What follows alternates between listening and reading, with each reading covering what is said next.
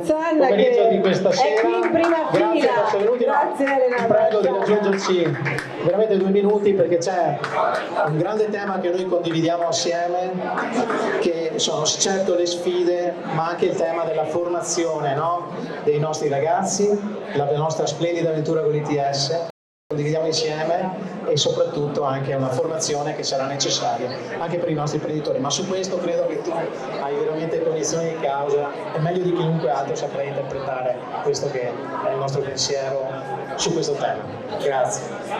Buonasera a tutti, per me è una gioia e un onore essere qui ai 50 anni del festeggiamento di un sodalizio, perché molti di questi li abbiamo fatti insieme, e però c'è da dire che se Massimiliano Schiavon dice che sono il suo assessore preferito Caner, purtroppo per te, per me lui è il presidente dell'ITS preferito.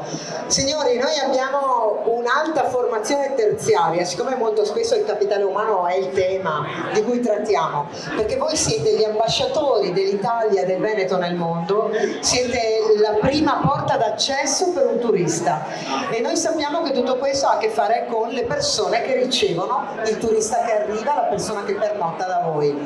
Se l'ITS Turismo Veneto è sempre in testa alle graduatorie italiane e non è un sistema di valutazione veneto fatto in casa, ma è un sistema di valutazione nazionale, è perché abbiamo come presidente Massimiliano Schiavon e come direttore Enrica Scopel. Quindi, cari tutti, mandate i vostri figli a fare alta formazione all'ITS, perché se raccontiamo che vogliamo gente qualificata e poi li mandate a fare il medico, al di là che abbia un grande talento vostro figlio e ne abbiamo bisogno di medici, però noi crediamo nel sistema economico a trazione familiare, perché è anche una forma di orgoglio. E quindi, signori, iscrivetevi all'ITS, perché l'ITS Turismo Veneto è il primo in Italia.